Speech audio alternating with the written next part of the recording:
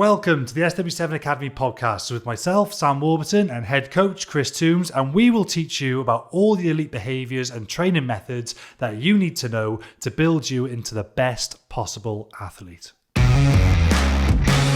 Just a quick word about our sponsors, Tramshed Tech. Tramshed Tech is a collaborative community where startups scale up, a platform for growth supporting the tech, digital and creative industries. Like SW7, it's a community made up of high performers where having a growth mindset is key. Tramshed Tech can help you on your journey whether your business needs space to work, skills training or business support services. Their award-winning Startup Academy is open for registration for pre-start or early stage businesses.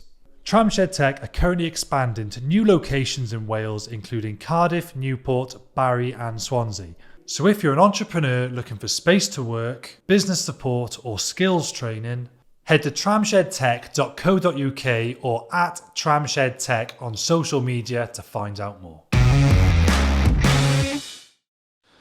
Toomsy, we're here finally. The podcast has arrived. I know, mad, eh? I could add that to my list of jobs on the old resume now, mate. Co-host. Yeah, we're co-hosts. It's a team effort, as Evan is an SW. So... we've had a good bash around... Hang on, let me turn my phone off first. Right, we keep going. So we've had a good bash about what we think the episode should kick off on. And I think we're both agreeing on what our first episode should be about. And I want to read out a paragraph first, if you don't mind. And this is something you've written yourself. It says, training may account for 2 to 3 hours of the day. And in brackets, that's if you're a pro player or train twice a day. So what's next? What are you doing with the other 21, 22 hours? In my experience, the 21, 22 hours away from the training environment are the hours that separate the elite from the sub-elite. Discuss. Nice, mate, nice. It leads nicely in, doesn't it? I mean, ultimately, I think both of us have talked, off air many a time around kind of the whole hashtag of elite behaviours. And for me, that's inevitably where we want to start because, like you just suggested, the day can be undone so quickly when you don't live the lifestyle of a pro. Whether you've got ambitions to be a pro level player, whether you've got ambitions to be a good semi-pro player and have a job that you really enjoy and you want to work towards as well from a career development standpoint. I think the young players have got to kind of really understand and grasp that if you want to truly be at elite level, then you're living it day to day. And I think, testimony, we'll name some names, I'm sure, as we go through the pod. But, you live being a pro player at home as well as at the training ground. And I think a lot of people forget that the realities for us are that from my point of view as a performance coach, you're looking after a player or you're helping a player develop at the training ground, but you're also adding those layers of kind of education for outside of training, whereby what you have for breakfast, what you have for dinner, the decisions you make, going to bed at a certain time or getting off your mobile phone so you're not up till 3 a.m, playing kind of computer games into the night, they have a massive impact on performance. And those two things have got to tie in. And I think that's where we can start to really explore some of the questions that we get asked on the stories as well on our socials, and just give, hopefully a listening population a load more information and insight around performance. I think that's why I want to do this as well. On socials, we've got like a 20-second clip, haven't we, to try and answer a question where now we can actually delve into what we're talking about.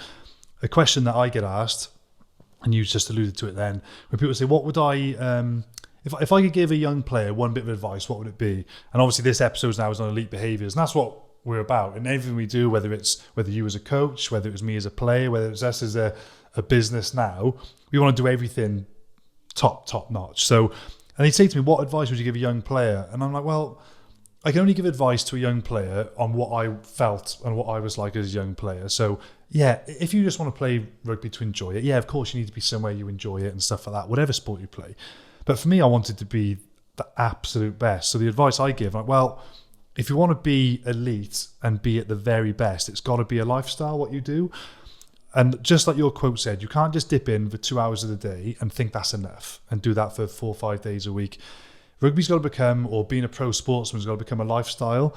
So consciously making an effort on, knowing, like you say, when you're going to bed, when you're eating in the day and how regular and what your protein intake is. Now you're doing recovery and now you're switching off from rugby, which is important. You're not just living it day in, day out. I think that's what this episode would be really good at, is what are actually the elite behaviours that you need to demonstrate. So when I see a good young player, he might have really quick, explosive, powerful, good skills. I thought this as a player when I was at the Blues, and you would have seen these boys coming through in the academy, because every year in the academy there might be a group of 10 lads in it who come and train with us in the summer, but one will stand out. And I didn't realise I said this, and I was sort of thinking back consciously, but the one question I always ask first to the coach, I always say, what's he like though? Like, what's he like? And they go, oh no, he can power clean this, he can jackal this, he can tackle. Oh no, what's he like though? Like, does he really want it? Is he a good pro? Is he switched on? Yeah. And when they say no, I think, he might have a year or two in the limelight and he'll fade away. If they say, oh no mate, he wants it, he's a top pro, I think he's going to make it then. Because it's actually surprising how few people actually have those behaviours. Between us, we've been in pro environments, 30 years? You've been 20, I've been 10. Who would be one of the standout pros that you've worked with, and what things did they do that sort of struck a chord with you? Yeah, before I name the names, there's a couple that come to mind, obviously.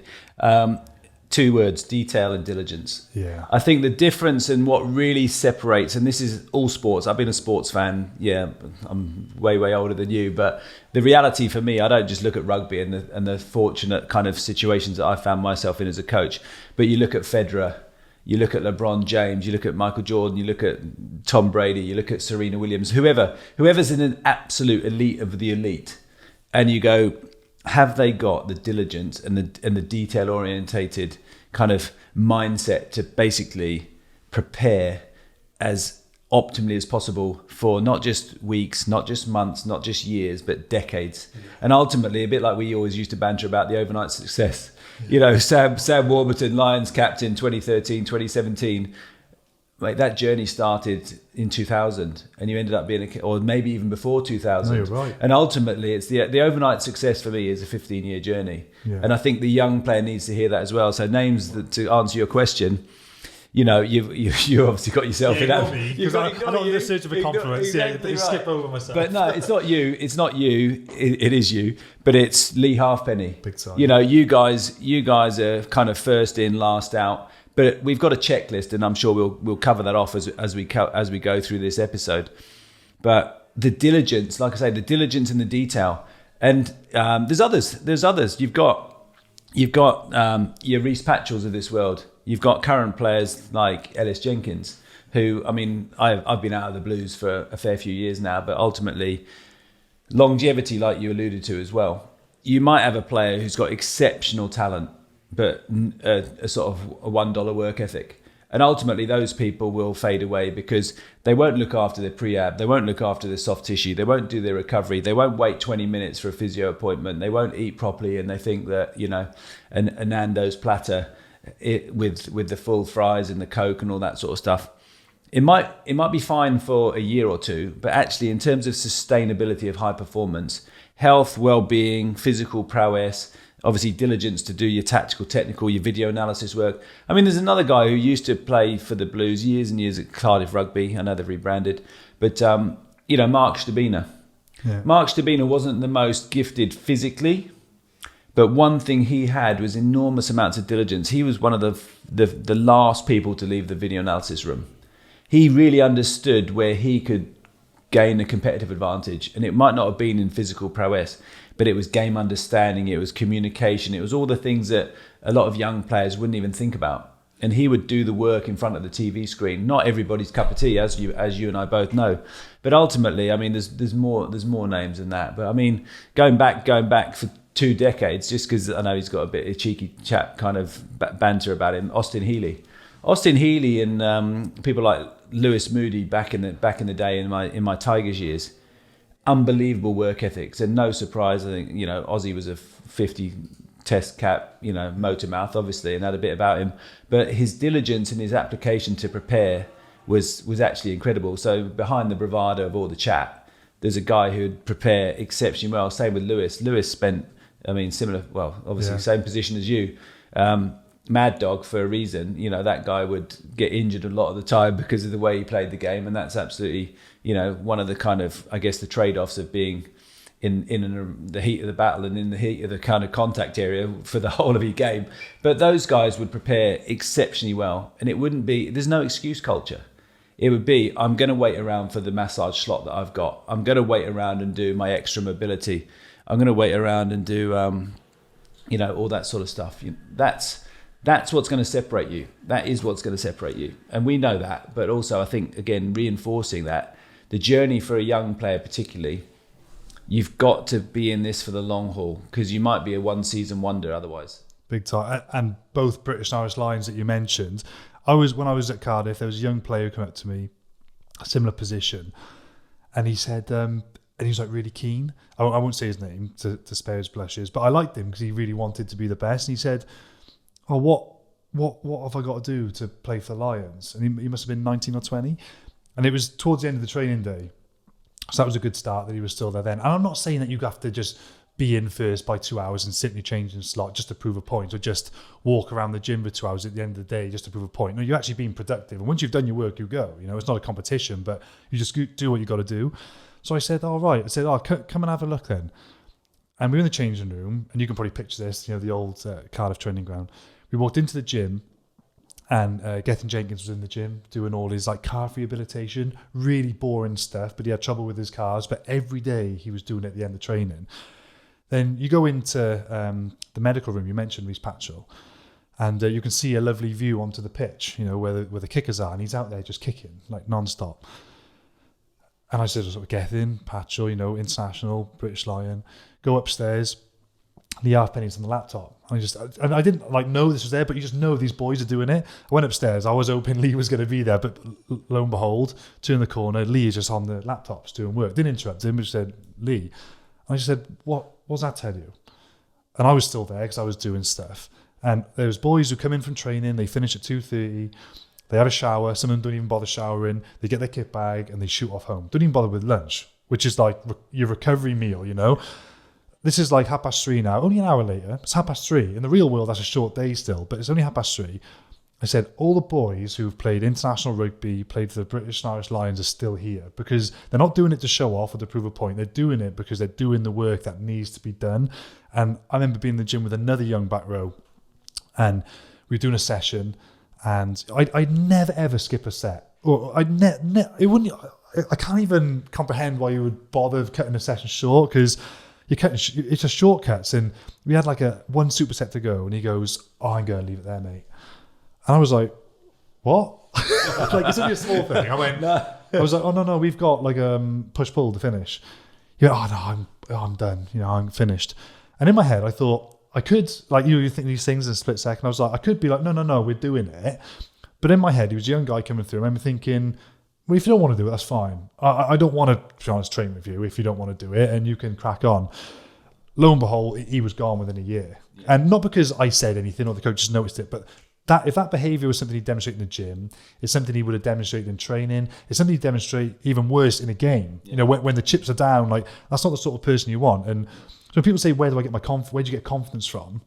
Yeah, okay, you have got like positive self-talk and all this stuff, which does work. I did a bit of that, but that means nothing unless you put work in. So I got confidence. And I remember we would chat about this, wouldn't we, when I was training and as a player. If I did all my gym sessions to the best of my ability, I made sure that every rugby session, when I went in, I thought, at the end of this 40 minutes, I'll come out a better player. Whether it's something I've worked on, like just really focus on my handling ability or my line-out jump, or just something. Every session, I've got to get something out of it. I'm going to make sure that I take all my supplements, make sure I take my nutrition properly. So then when I come to a game on a Saturday, I know I felt I was quite lucky from a genetic perspective. I was, you know, a decent athlete, but more importantly, I've done everything that I possibly can, to perform on the weekend. That's where I got my confidence from, because I knew that I was so well prepared. And like you said earlier, it's not that 1 week of preparation. It's the last 10 years accumulatively has got me to this point as a player and as an athlete. So it sounds quite full on. Some people might think, oh no, that sounds way too intense. No, when you go home, of course you switch off on a Sunday, you can have a pizza and chill out. It's that sort of 90-10 lifestyle. 90% of the time you're on it, 10% you need to be off. You have to be able to switch off from whatever you're doing, whether it's elite sport or whether it's business. You've got to have time away from that. But when it's time to be on, it's on, you know, and I think that's where young players will get their confidence from. And it takes time. You know, you've got to do that diligently, as you said, week after week, month after month. And the reality is we can sell programs in 6 weeks. We're not going to mess anyone around. You've got to put work in for years to be a top athlete and fulfill your potential. And that's just the harsh reality. Detail and diligence, mate. And it's the journey that's, without a shadow of a doubt. I mean, it's a year on year consistently. We talk about it all the time, don't we? The frequency of stimulus, the consistency of stimulus. But it's the same with all those lifestyle habits. You can't just sleep well for a week. You can't just take your supplements for a week. Do you know what I mean? It's like the realities from our point of view. It is a journey. And it is, I mean, it depends on your mindset and your ambition, of course. But ultimately, I think, you know, the young player who wants to develop and be as good as they can be. And let's face it, physical prowess in a collision sport's vital. For fun, because there's nothing more miserable than being run over, than being a speed bot. Exactly. Yeah. Ultimately, if you are in this and listening to the listeners are playing rugby, it's a physical confrontation on a weekly basis, whereby if you are getting physically dominated, it's miserable whether you're winning or losing, because ultimately it is a kind of alpha test. And the realities are physical prowess is huge, but also we're wrapping around the other lifestyle habits. You know, performance and high performance and sustainability of that is living these away from, like you said, right at the front end. The 21, 22 hours that you're not training, they're the key. It is 7 to 9 hours. It is, you know, limiting. I know it's such a cliche in this modern world, but limiting your social media and limiting the amount of time you're spending on your mobile phone. Everyone's like, that doesn't make a difference. It does make a difference. Switching off is absolutely huge. And, you know, I've had good mentors. You've had good mentors. People like Craig White was brilliant for me. I mean, that's where this kind of Are You Tired kind of 12-point checklist came out around, you know, do you prepare food? Read that out. Yeah, you've got the checklist and you've... I mean, I've got the checklist. Good. I should be able to remember this. I mean, I've shared this since, I think, 2007. So what's that, 15 years ago? And it hasn't changed. But it's good, this is the thing. I mean, I will read this. I mean, ultimately, we've got 12 things. You know, do you rehydrate in the morning? You've had 8 to 9 hours of sleep. Your body is still, you know, using, you know, energy and metabolic process. You know, you're having non-caffeinated beverage. I mean, I can't talk. I need at least You're 2 50, coffees. It's all right, yeah. I know, I'm not an elite athlete, but I need 2 coffees in the morning to wake up. But it's about hydration in the morning. It's about eating real food. It's about making the effort to prepare your meal. You know, do I want to eat an omelette and do I want to have like freshly prepared food? Yes, I do, because I want good quality nutrients. And ultimately, make an omelette takes less than a minute. It really does. I mean, I'm not saying everyone's just got to eat an omelette, but it's about meal prep more than anything else. Yeah. You know, do you eat real food? Do you not go to the cupboard and look for processed food? Do you eat high organic, you know, a diet high in organic produce? I mean, ultimately, we understand there's financial constraints on that sort of stuff. But at least being aware of the quality of food you're eating is an important point. You know, do you eat every 2 to 3 hours? I mean, ultimately, if you want to build muscle, and you're a young developing player, you've got to fuel performance, you've got to fuel training, you've got to fuel growth and development. So, are you eating, you know, do you have a recovery drink? You know, do you perform any type of recovery? There's a load of options. You don't need to buy a 300-pound massage gun. Are you doing your soft tissue work? Are you having a little bit of an investment in yourself every now and again and having a massage, that sort of stuff?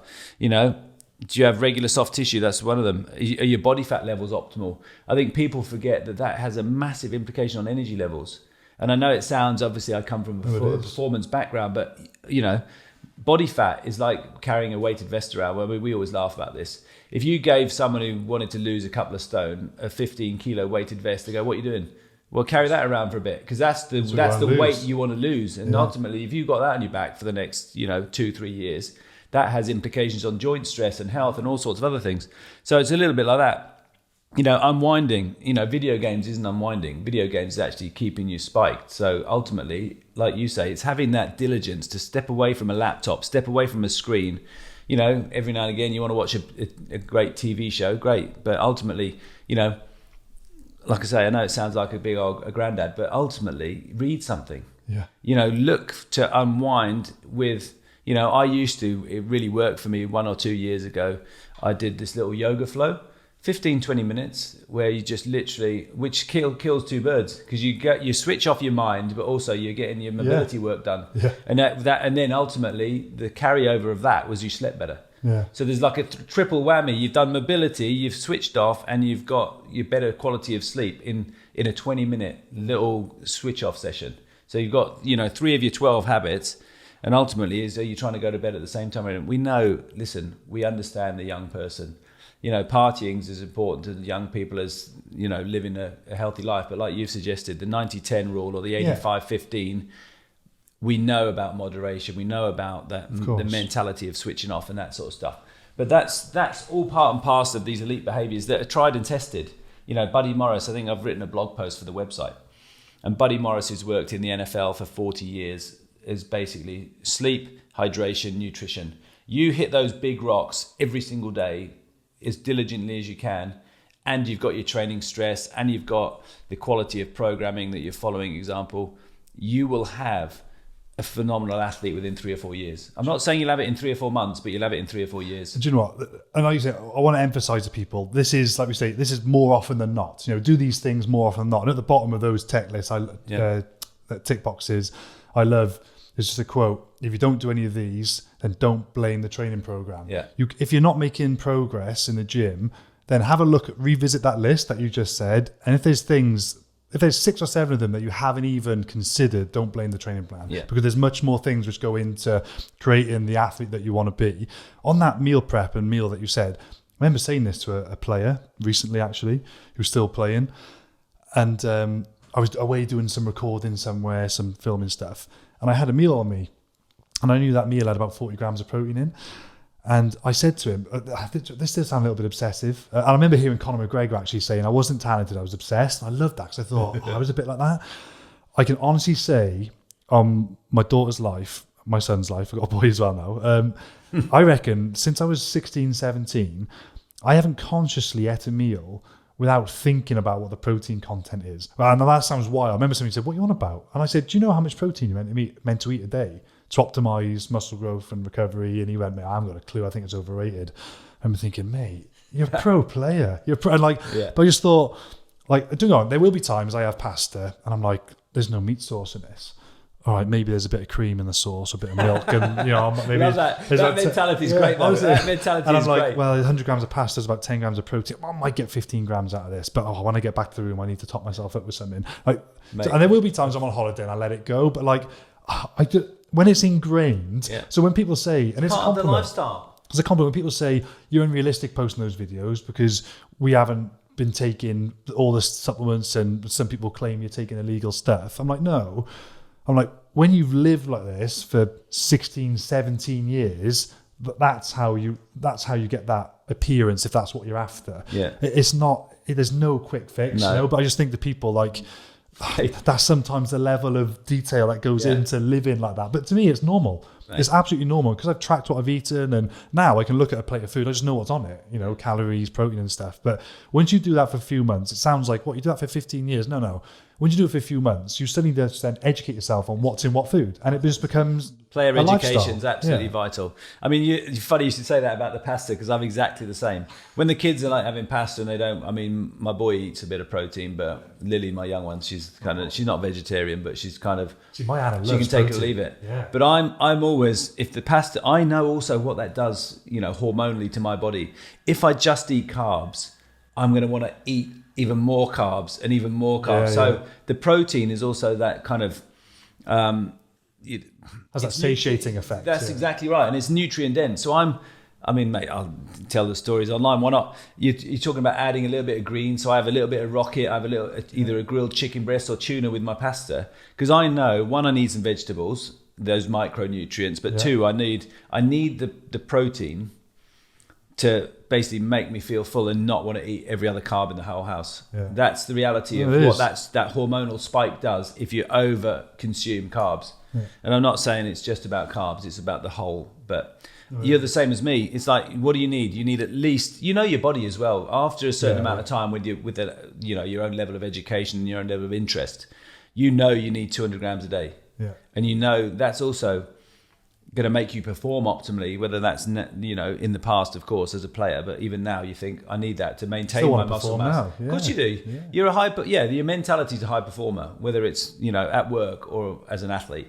and ultimately you need protein's a key driver for that. Yeah. So players need to know, well, where are you getting your protein from? And it's every meal. Yeah. It's not, I can just have one protein shake a day and I'll be fine. And like you say, the players who don't take their nutrition seriously, funnily enough, I listened to another podcast quite recently with a high performance director who's worked across the NHL, NBA, elite sport essentially for the last 15, 20 years. And he is such a kind of, it's the same mentality that you have, which is, psychology is underrated, which I totally believe it is, and nutrition. And even in professional sports environments now, I think a lot of people, and we've been exposed to this over the last 20 years or so, because people are burning a lot of calories, they think that they can just basically truck anything into their body. And it's like putting the diesel in the Ferrari, isn't it? Yeah.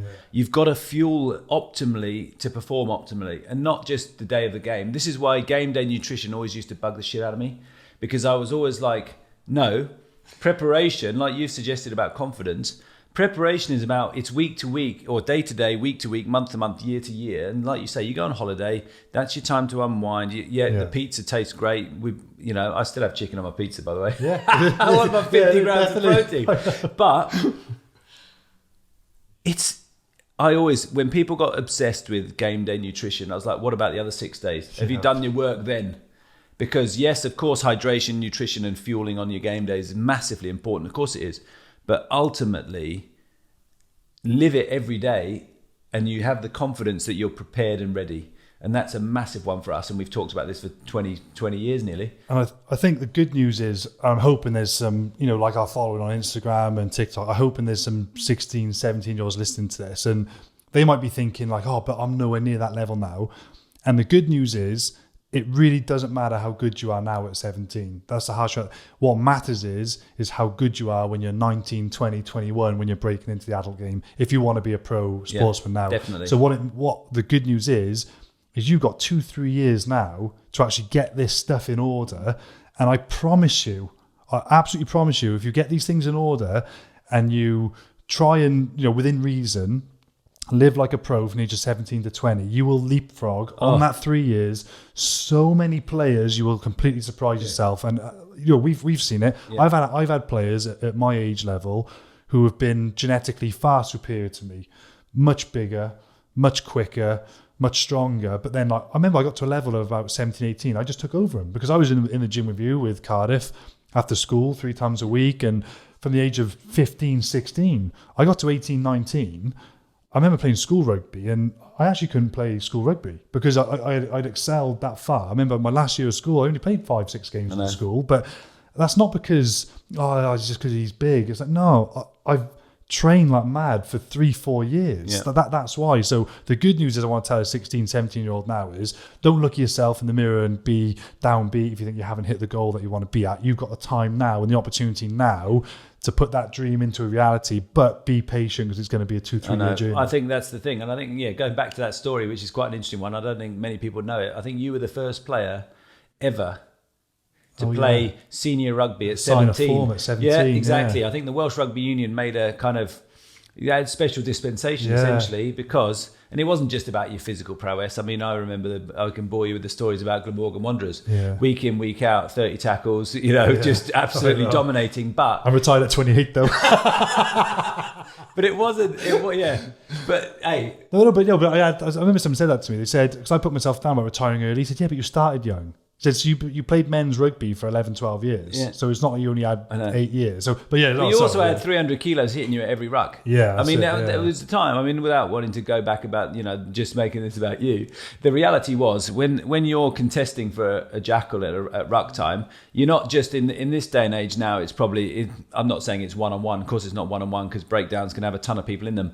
But ultimately, back in those days when, let's face it, the video analysis was being done and everyone knew that you were going to be the limpet over the ball, you and Pocock and all that crew, you got 3 people hitting you. You haven't just got one-on-one. You've got the boys coming in from the side. So it's a bit like the Lewis Moody story. Yeah. He was always injured because he was getting smashed around by 300 kilos. You were too. And ultimately, I think... you accept this occupational hazard. Yeah. Correct. The longevity of the game in that position. I mean, I'm not sure how many sevens have played any longer than you at the elite level. I can think of 2, yeah. There you go. Yeah, there's not many. Yeah, I know you do your video analysis for your you're commentary right, stuff. But ultimately, there's certain positions in the game.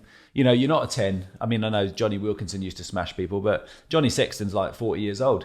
I mean, yes, he takes collision. Of course he does. But there's positions on the field that aren't quite as dangerous as the 7 in terms of... You have like 50, 60 contacts a game in the back row. Yeah. Correct. I mean, that's ultimately the challenge. And yeah, guys now... I mean, this stuff, going back to the elite behaviours piece, this stuff is going to allow you for career longevity. And ultimately, we know that it's a collision sport. It's a dominant sport in terms of, you know, body on body. But living the life outside of the training environment is where you're going to make most impact. And I tell you what, this Are You Tired list that I've put together over the years, there's 12 on there.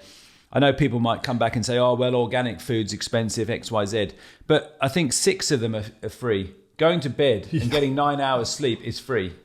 Yeah. Hydrating with tap water, which in this country is, you know, clean and drinkable, is free.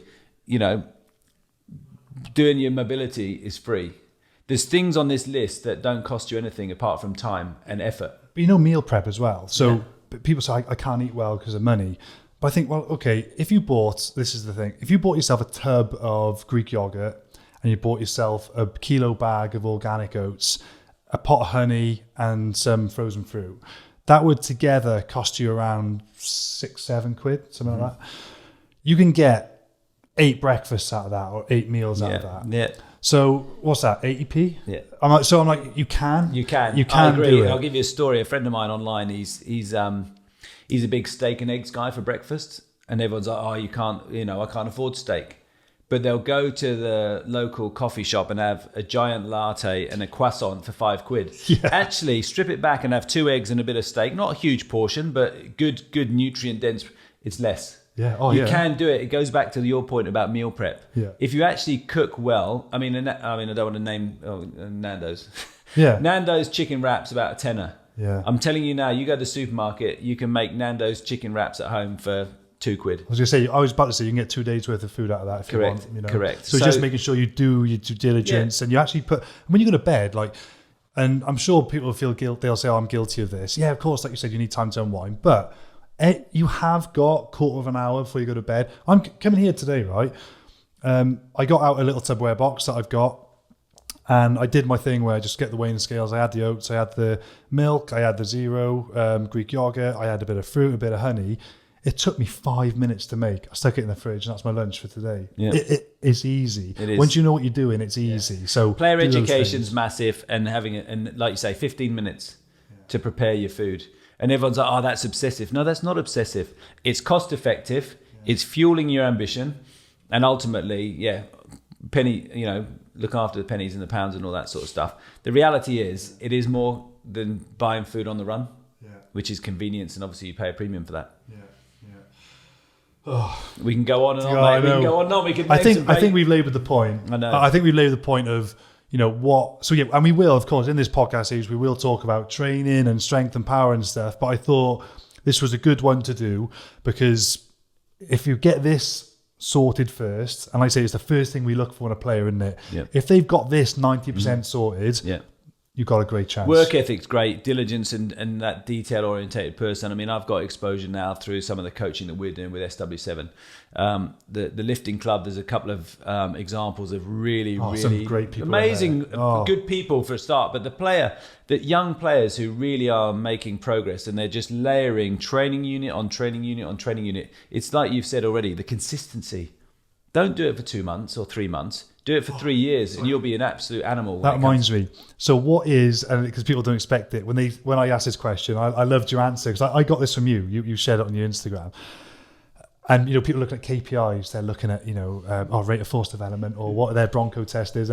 What is the number one KPI? Tell the audience, please. Attendance. I think. I mean, I go back to those days when you were in the academy. And like I say, I've been lucky to spend time around good coaches.